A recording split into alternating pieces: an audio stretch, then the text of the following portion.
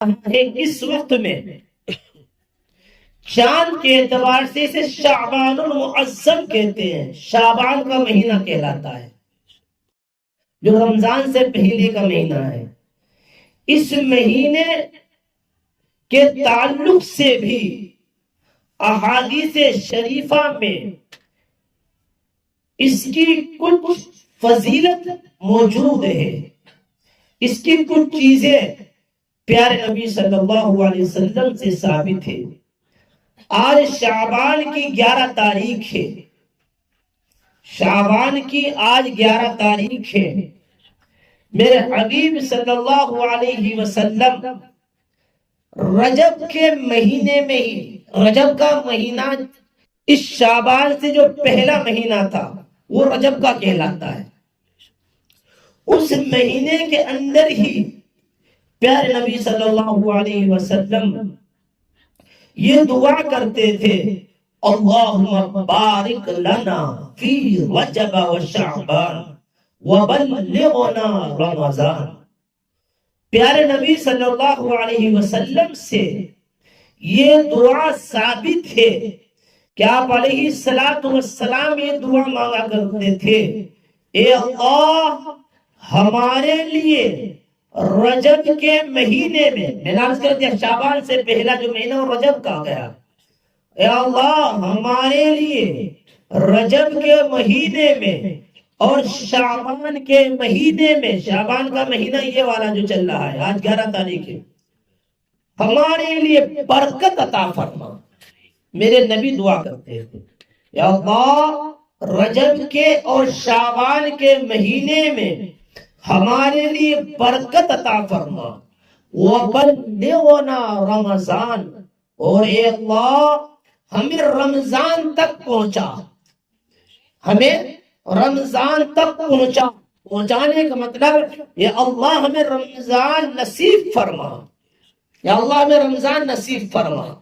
تو پیارے نبی علیہ السلام رمضان سے 2 مہینے پہلے ہی دعا فرماتے تھے، اللہ رجب اور شعبان میں برکت عطا فرما اور رمضان ہمیں عطا فرما. رمضان ہمیں عطا، ہمیں وہاں تک رمضان مل جائے، یا اللہ ہمیں صحیح و سالم اور حفاظت کے ساتھ رہنا. یہ میرے نبی دعا فرماتے ہیں. میرے نبی اور آپ کے نبی صلی اللہ علیہ وسلم نے اس شعبان کے مہینے کے بارے میں یہ فرمایا کہ شعبان الشہری، کہ شعبان میرا مہینہ ہے. کیا فرمایا میرے نبی نے؟ کہ شعبان جو چل رہا ہے 11 تاریخ ہے آج اس کی، کہ شعبان میرا مہینہ ہے، ورمضان شہر اللہ، اور رمضان اللہ کا مہینہ ہے. یہ گویا کہ شعبان کے مہینے کی پیارے نبی علیہ السلام کا اپنی طرف نسبت کرنا، یہ خود شعبان کی فضیلت موجود ہے. اگر کسی چیز کی نسبت کسی افضل آدمی کی طرف کی جائے تو اس چیز میں فضیلت اپنا پا جاتی ہے. تو میرے نبی کا اس مہینے شعبان کی نسبت اپنی طرف کرنا اس بات کی نشانی ہے کہ شعبان کے مہینے کے اندر فضیلت موجود ہے. فضیلت موجود، لیکن پتہ ہی نہیں. ہمارے لیے تو سب برابر ہیں، رجب ہو شعبان ہو. میں نے عرض کیا ویسے تو ہماری پوری زندگی عبادت کے لیے ہے، لیکن کچھ خاص مہینے بھی ہوتے ہیں، کچھ خاص ٹائمز اور وقت بھی ہوتے ہیں کہ جن میں عبادتیں کی جاتی ہیں، جن میں قبولیت کی نشانیاں اور قبولیت کی زیادہ امید کی جا سکتی ہے. بہرحال میرے بھائیوں، میرے بزرگوں، اور خاص کر میری پردہ نشی ماں بہنوں، میری ماں اور آپ کی ماں حضرت عائشہ رضی اللہ تعالی عنہا فرماتی ہیں کہ میں نے پیارے نبی صلی اللہ علیہ وسلم کو رمضان کے علاوہ نفل رمضان میں نفل روزہ کوئی مطلب ہی نہیں ہوتا.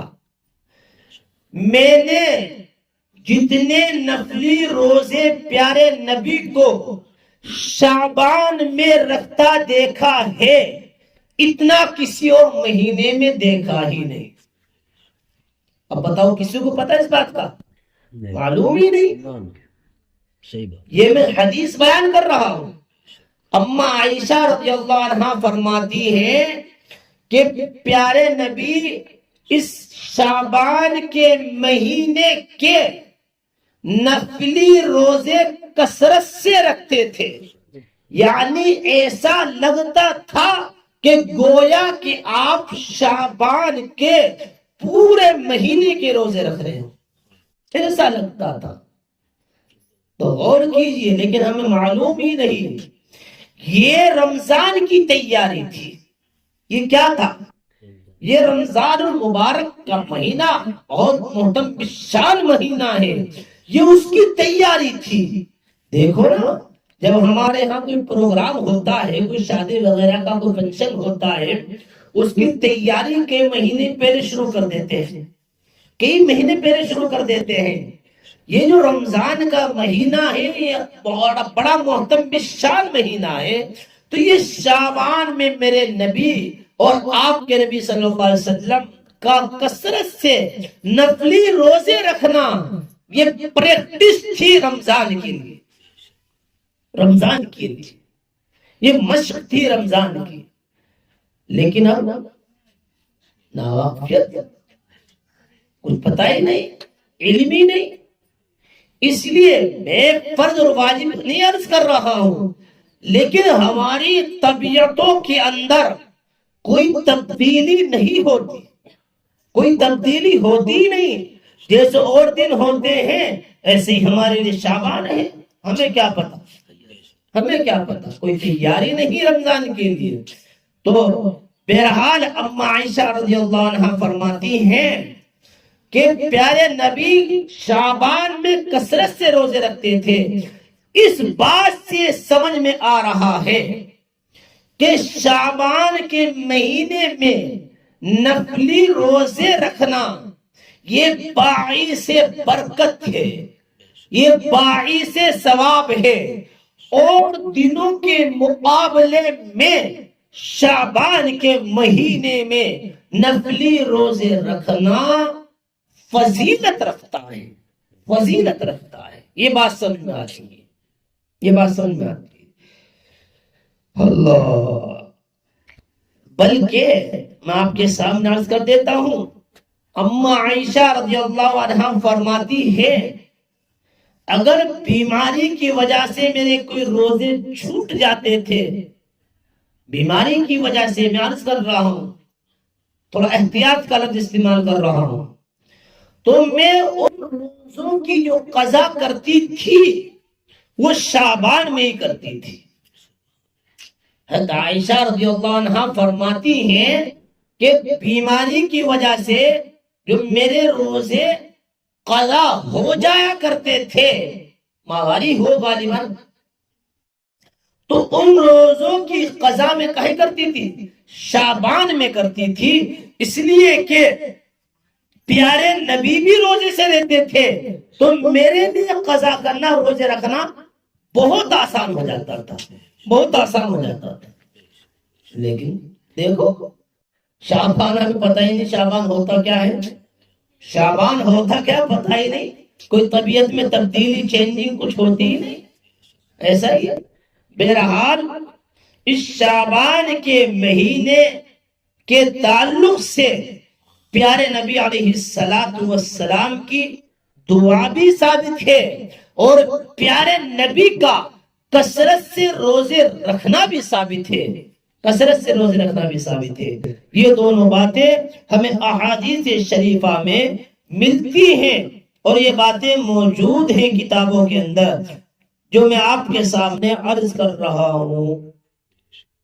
تو اس لیے ہمیں سبق کیا ملا کہ ہمیں بھی یہ چاہیے کہ اس مہینے میں بلکہ رجب سے ہی دعا شروع کر دینی چاہیے.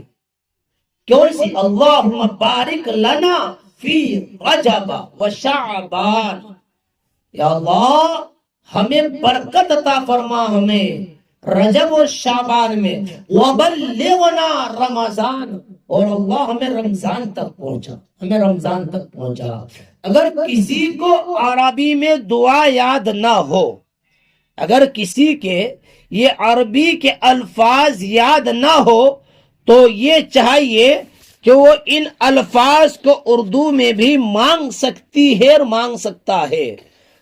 اللہ، یہ جو میں عرض کر رہا ہوں، اگر کسی کو عربی کے الفاظ یاد نہ ہو تو اردو میں کہہ لے، یا اللہ رجب تو چلا گیا، رجب تو چلا گیا، اب تو شعبان چل رہا ہے، اور شعبان کے بھی آج 11واں دن ہے، 11 تاریخ ہے آج شعبان کی، تو ہمیں یہ چاہیے کہ دعا کرے اللہ ہمیں شعبان میں برکت عطا فرما اور ہمیں رمضان تک پہنچا۔ ایک بات یہ، دوسری بات ہمیں یہ کرنی چاہیے کہ ہم سے جتنا ہو سکے نفلی روزے رکھنے چاہیے، نفلی روزے رکھنے چاہیے، اور اگر کسی میری ماں بہن کے روزے قضا ہو گئی ہوں رمضان وغیرہ کے کسی بیماری کی وجہ سے یا ماہواری کی وجہ سے، تو چاہیے وہ اب کر لے، ابھی رمضان سے پہلے اپنے روزوں کی قضا کر لے۔